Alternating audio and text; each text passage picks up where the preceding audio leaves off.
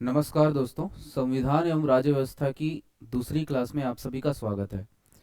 यदि आपने हमारी पहली क्लास नहीं देखी है तो पहले उसे देख लीजिए, उसके बाद इसे देखिएगा। देखिए, हम लोग अभी प्रस्तावना तक कल की क्लास में देखे थे। आज हम देखेंगे कुछ राष्ट्रीय प्रतीकों के बारे में। देखिए, ये हमें पता होता है लेकिन कई बार यहाँ से बेसिक क्वेश्चंस आ जाते हैं, तो 2 मिनट में 1 मिनट में इसको देख लेते हैं। जैसे राष्ट्रीय ध्वज हमको पता है कि भाई तिरंगा झंडा है ना। राष्ट्रीय चिन्ह क्या है? तो सारनाथ स्थित जो अशोक का सिंह की अनुकृति है, जो अशोक स्तंभ है, मतलब सिंह शेर बने हुए हैं, वो राष्ट्रीय चिन्ह है। राष्ट्रगान है जनगण मन। राष्ट्रगीत है वंदे मातरम। राष्ट्रगान और राष्ट्रगीत में कंफ्यूज नहीं होना है। राष्ट्रीय पशु है बाघ। अगर शेर भी ऑप्शन रहेगा तो बाघ मार देना है। राष्ट्रीय पक्षी है मोर। राष्ट्रीय कैलेंडर क्या है? यहाँ से सवाल मान लो पूछ दिया, तो शक संवत पर आधारित है राष्ट्रीय कैलेंडर, शक संवत, ग्रेगोरियल कैलेंडर नहीं। राष्ट्रीय पुष्प है कमल। राष्ट्रीय फल है आम। राष्ट्रीय वृक्ष है बरगद, है ना। राष्ट्रीय जलीय जीव है डॉल्फिन। राष्ट्रीय विरासत पशु है हाथी। ठीक है, तो ये कुछ बेसिक क्वेश्चन थे। वैसे तो यहाँ से सवाल बनने की संभावना बहुत कम है। अब हम देखेंगे नए राज्यों का गठन। देखिए, ये क्वेश्चन बहुत आते हैं एग्जाम में। क्रोनोलॉजी पर जमाइए, क्रोनोलॉजी वे में जमाइए, कौन से राज्य का गठन कब हुआ, ऐसे आ जाता है सवाल। तो नए राज्यों का गठन हम देखेंगे कि आंध्र प्रदेश का गठन हुआ था 1953 में। 1953 में आंध्र प्रदेश बन गया। इसके बाद 1960 में बना है गुजरात। ठीक है, 1960। नागालैंड कब बना है? 1963 में। हरियाणा कब बना? तो 1966 में। देखो, पंजाब और हरियाणा अलग हुए और हरियाणा एक पंजाब में पहले शामिल था, तो हरियाणा बना दी 1966 में। हिमाचल प्रदेश 1971 में बना। मणिपुर 72 में बना। अब देखिए, यहाँ पे आपको एक एक साल में दिखेगा। 71 में हिमाचल, मणिपुर 72 में, मेघालय 72 में, त्रिपुरा 72 में। ठीक है, तो ये तीन में आपको कंफ्यूजन अगर कराया तो आप ये देख लीजिए कि बने तो तीनों 21 जनवरी 1972 में, एक ही दिन बने हैं, लेकिन, है ना। तो यहाँ पे मणिपुर बना 21 जनवरी 1972, मेघालय 21 जनवरी 1972, त्रिपुरा 21 जनवरी 1972। तीनों तो नहीं रहेंगे ऑप्शन में। सिक्किम बनता है 16 मई 1975 में। पूर्ण राज्य का दर्जा इसको 1975 में मिल जाता है। मिजोरम बनता है 1987 को। अरुणाचल प्रदेश 1987 में बनता है। तो मिजोरम और अरुणाचल प्रदेश एक ही दिन बनते हैं राज्य, है ना। इसके बाद आप देख लो गोवा। तो गोवा को पूर्ण राज्य कब बनाया गया? तो 1987 में। छत्तीसगढ़ तो आपको पता है कि 1 नवंबर 2000। उत्तराखंड, देखिए ये तीनों में आपको हल्का कंफ्यूजन हो सकता है। 1 नवंबर को छत्तीसगढ़ बना, 9 नवंबर को उत्तराखंड बना, और 15 नवंबर को झारखंड बना। तो सभी 2000 में बने हैं, लेकिन थोड़ा थोड़ा, जैसे छत्तीसगढ़ पहले बना, फिर उत्तराखंड बना, फिर झारखंड बना, और तेलंगाना आपको पता है कि 2014 में बना है। तो इनसे कई बार क्रोनोलॉजी में जमाने वाले क्वेश्चन आ जाते हैं, तो इसको आप एक बार देख लीजिएगा। देखो, कुछ महत्वपूर्ण तथ्य ऐसे हैं कि भाषा के आधार पर गठित पहला राज्य कौन सा है? आंध्र प्रदेश है। कि पोट्टी श्री रामुलु ने भूख हड़ताल कर दी थी, वो अनशन में बैठ गए थे और उसी में उनकी मृत्यु भी हो गई थी। तो जब उनकी मृत्यु हुई तो आंध्र प्रदेश में बहुत ज़्यादा दंगे फैल गए और लोग लोग बहुत ज़्यादा उग्र हो गए, तो सरकार को मजबूरन भाषा के आधार पर राज्य बनाना पड़ा आंध्र प्रदेश। और राज्य पुनर्गठन आयोग, इसी के बाद बाकी राज्यों से भी मांग उठने लगी कि भाई हमारे, हम क्या बिगाड़े हैं, हमको भी भाषा के आधार पर राज्य बनाओ। तो फिर सरकार एक राज्य पुनर्गठन आयोग बनाती है, जिसको फजल अली आयोग भी बोलते हैं, 1953 में। इसके अध्यक्ष थे फजल अली, क्योंकि इसीलिए इसको फजल अली आयोग बोलते हैं। और दो अन्य सदस्य थे। दो सदस्य कौन थे? तो के एम पाड़िकर और हृदयनाथ कुंजरू। तो के एम पाड़िकर और हृदयनाथ कुंजरू इसके अन्य दो सदस्य थे फजल अली आयोग के। उत्तर प्रदेश का गठन 24 जनवरी 1950 को हुआ। तो 1950 को यूपी बन गया। और कर्नाटक, केरल, मध्य प्रदेश और राजस्थान की स्थापना 1 नवंबर 1956 में की गई। ठीक है, कर्नाटक, केरल, मध्य प्रदेश और राजस्थान। अब आगे आते हैं। इसके बाद हम देखेंगे मौलिक अधिकार के बारे में। देखिए मौलिक अधिकार से जो ट्रेंड है, पहले सवाल यहाँ से बहुत आते थे, हर बार आते थे, लेकिन अभी ये देखने को मिल रहा है कि यहाँ से सवाल कम आने लगे हैं, लेकिन तो भी में बहुत इंपॉर्टेंट टॉपिक हो जाता है ये। तो मौलिक अधिकार है 12 से 35 तक, अनुच्छेद 12 से 35 तक, और संविधान का भाग 3। देखिए अनुच्छेद 12 में तो बोला गया है, कुछ अनुच्छेद देख लो, तो 12 में तो बोला गया है राज्य की परिभाषा बताई गई है कि राज्य क्या है। तो केंद्र सरकार, राज्य सरकार, जो भी ये बताई गई है कि राज्य किसे कहेंगे। अनुच्छेद 13 में कुछ अन्य उपबंध दिए गए हैं, जैसे कि ये बताया गया है कि भाई संविधान निर्माण से पहले जो ऐसे कोई अनुच्छेद होंगे जो मौलिक अधिकार के अनुरूप नहीं होंगे, वो उस सीमा तक खत्म हो जाएंगे जिस सीमा तक मौलिक अधिकार का उल्लंघन करते हैं। तो ऐसी बातें इसमें की गई है अनुच्छेद 13 में, 13(1), 13(2), 13(3) और बाद में 13(4) जोड़ा गया। तो इन चीज़ों को हम लोग अपना डिटेल्ड वीडियो डाले हुए हैं। अगर आपको थोड़ा और अच्छे से मौलिक अधिकार पढ़ना है तो हमारे आप प्लेलिस्ट में जाके आप कॉन्स्टिट्यूशन में जब आप मौलिक अधिकार का वीडियो देखेंगे तो आपको इसका डिटेल वीडियो मिल जाएगा। अभी हम लोग थोड़ा संक्षेप में पढ़ेंगे। तो इसमें ये देख सकते हैं हम कि समानता का अधिकार जो है वह अनुच्छेद 14 से लेके 18 तक है। इसके बाद आता है स्वतंत्रता का अधिकार 19 से लेकर 22 तक। शोषण के विरुद्ध अधिकार 23-24, दो ही अनुच्छेद है। धार्मिक स्वतंत्रता का अधिकार है 25 से लेकर 28। संस्कृति और शिक्षा है 29-30। और संवैधानिक उपचारों का अधिकार अनुच्छेद 32 में दिया गया है।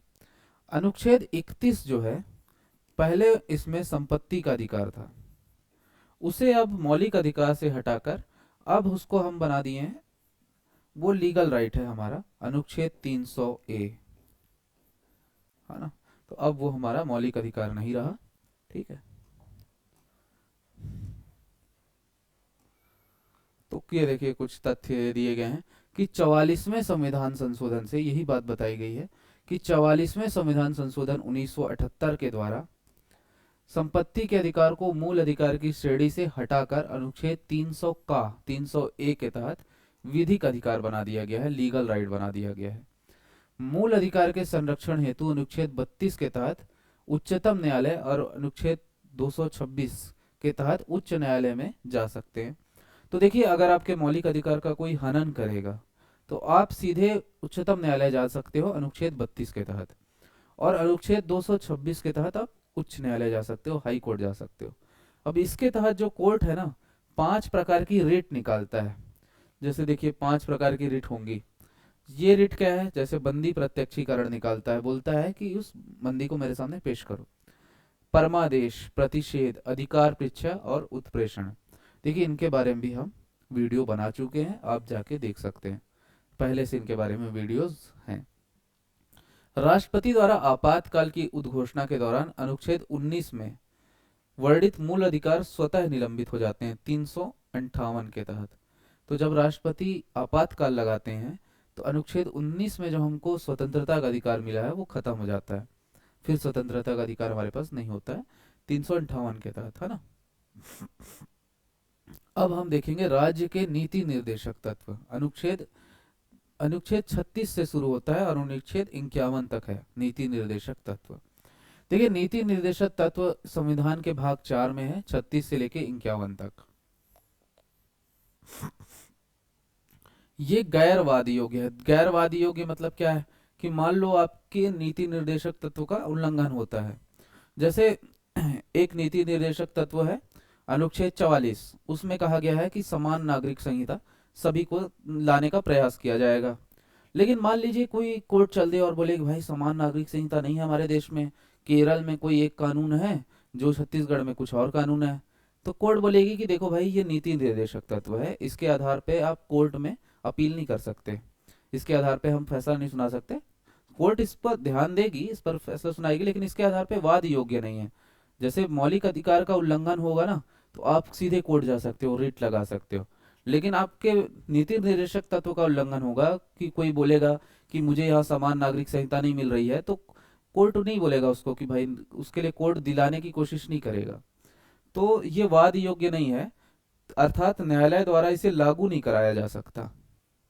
इसका उद्देश्य क्या है कि लोक कल्याणकारी राज्य एवं सामाजिक आर्थिक लोकतंत्र की स्थापना करना। ठीक है, तो ये इसका उद्देश्य है। अनुच्छेद 51A जो है 51 का, उसमें कुछ मौलिक कर्तव्य बताए गए हैं। 51 का ये हमेशा हमारे मूल संविधान में नहीं थे। 51 का में जो मौलिक कर्तव्य बताए गए हैं मूल संविधान में नहीं थे। इसे स्वर्ण सिंह समिति की सिफारिश से, ये देखिए, स्वर्ण सिंह समिति के सिफारिश के आधार पर 42वें संविधान संशोधन अधिनियम 1976 द्वारा जोड़ा गया। तो पहले ये हमारे मूल संविधान में नहीं थे, बाद में जोड़ा गया जब इंदिरा गांधी की सरकार थी। अब भाई क्या है इसमें, तो 11वां मूल कर्तव्य देखिए, पहले ना मूल रूप से इसमें 10 मूल कर्तव्य थे, प्रारंभ में 10 मूल कर्तव्य थे, लेकिन बाद में 11वां जोड़ा गया। तो हमारे लिए ये जरूरी है कि 11वां कौन सा जोड़ा गया है ना, और किस संविधान संशोधन से जोड़ा गया, सवाल यहाँ से आएगा।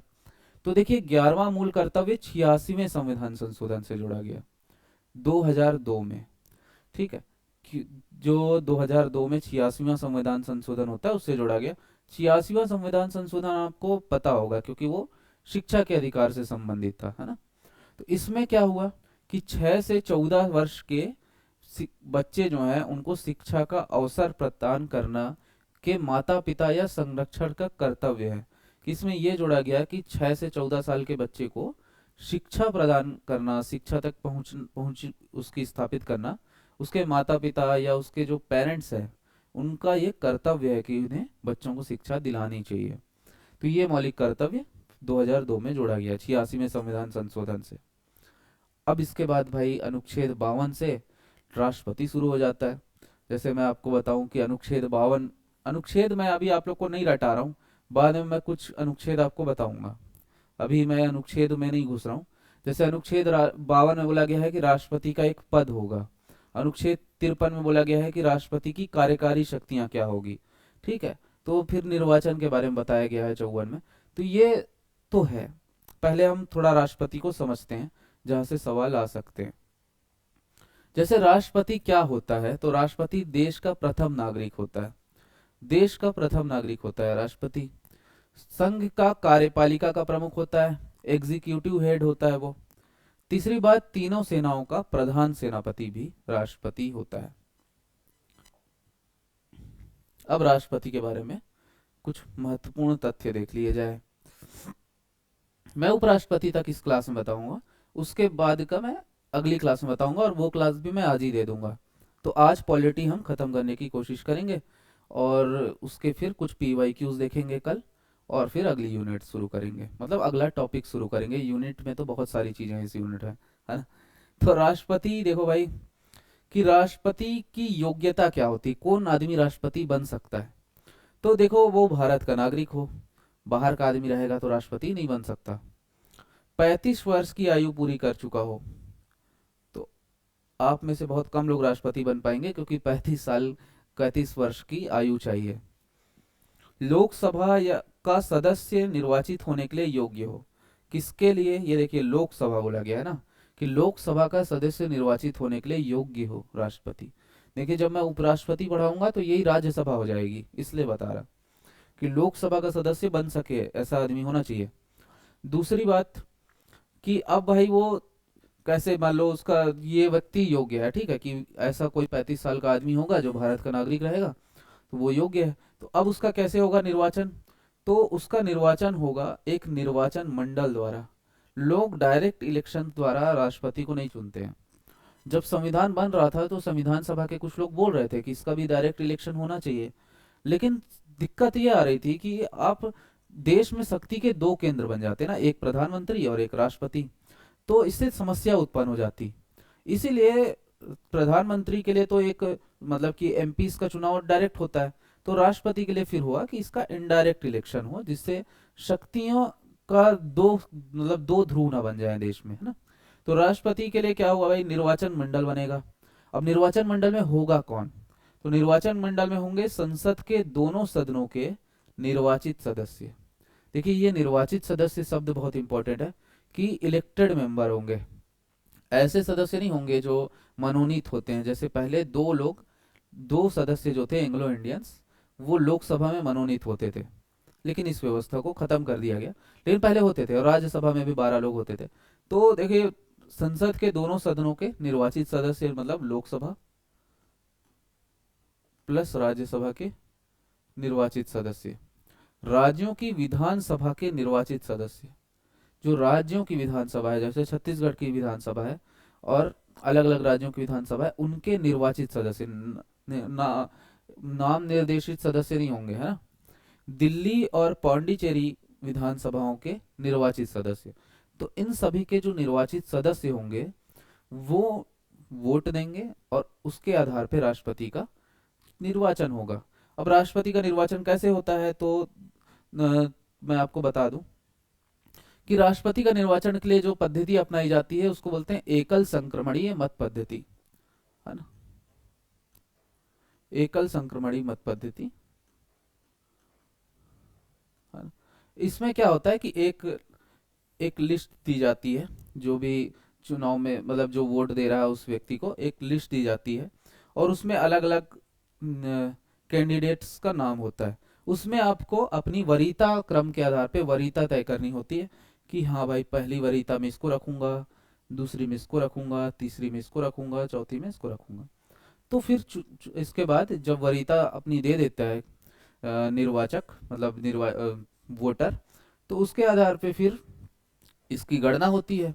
और अगर किसी को बहुमत नहीं मिलता, बहुमत क्या है कि आधे से अधिक का, मतलब 50% प्लस वन, अगर किसी को नहीं मिलेगा तो दूसरे नंबर पे जो आखिरी कैंडिडेट है, सबसे कम वोट पाने वाले कैंडिडेट का दूसरे नंबर पे किसे वोट दिया गया है उसको देखेंगे।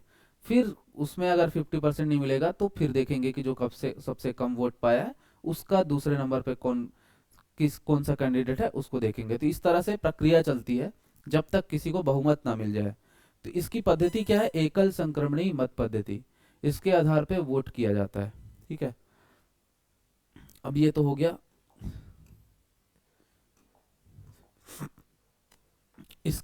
इसका निर्वाचन। अब निर्वाचन होगा तो पहले शपथ लेगा वो। तो भाई शपथ किसके सामने लेता है, क्योंकि राष्ट्रपति तो प्रथम व्यक्ति है देश का, तो वो किसके सामने शपथ लेगा। तो देखिए, हमारे देश में शक्तियों का पृथक्करण किया गया है, इसीलिए राष्ट्रपति भारत के मुख्य न्यायाधीश के सामने शपथ लेगा। अगर मुख्य न्यायाधीश नहीं है तो अगर मुख्य न्यायाधीश नहीं है तो उच्चतम न्यायालय के वरिष्ठतम न्यायाधीश के समक्ष शपथ लेगा। तो जो सबसे सीनियर मोस्ट जज है सुप्रीम कोर्ट का, उसके सामने शपथ ले लेगा, है ना। अब आते हैं भाई कि योग्यता हो गई, निर्वाचन हो गया, उसके बाद शपथ हो गई।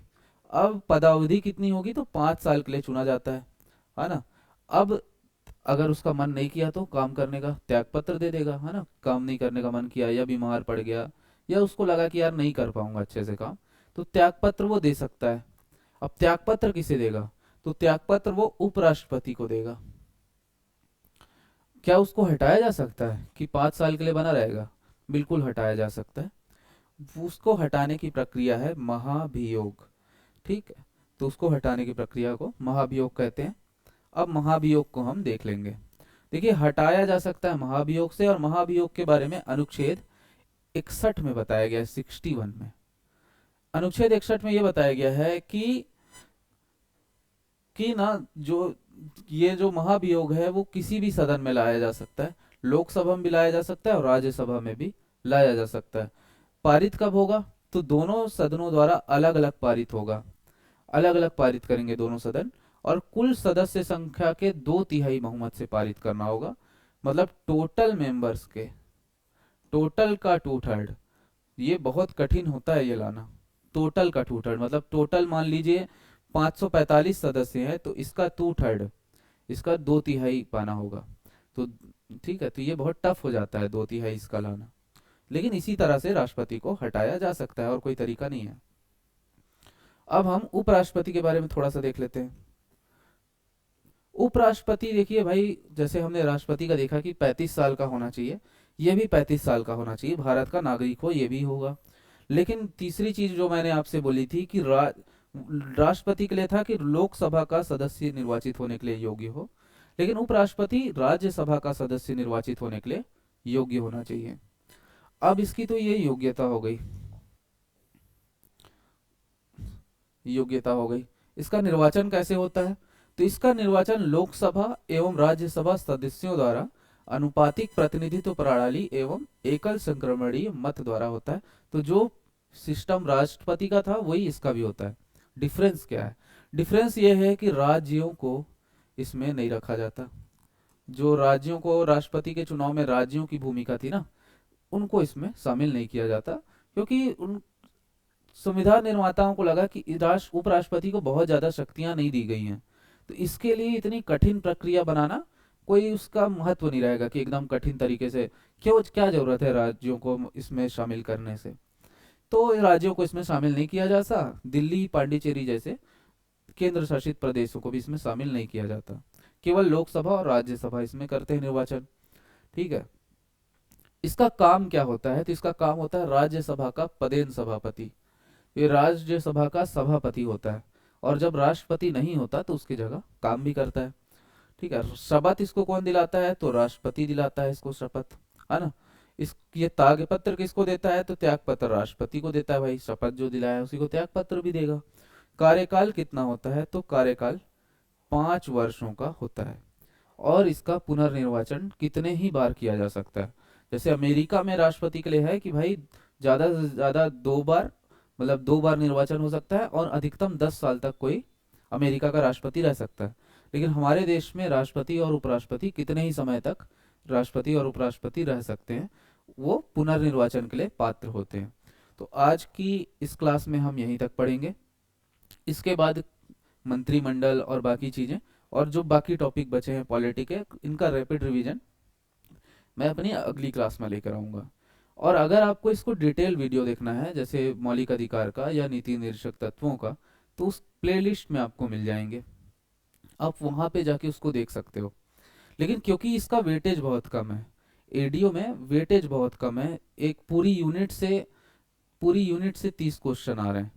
तो क्योंकि पूरी यूनिट से 30 क्वेश्चन आ रहे हैं, तो पॉलिटी से 4 क्वेश्चन ही आ सकते हैं ज़्यादा से ज़्यादा। तो इसको बहुत डिटेल में पढ़ना मुझे उतना उचित नहीं लगा, इसलिए हम इसको इस तरह से रैपिड रिवीजन कर रहे हैं कि जहाँ से सवाल आ सकते हैं।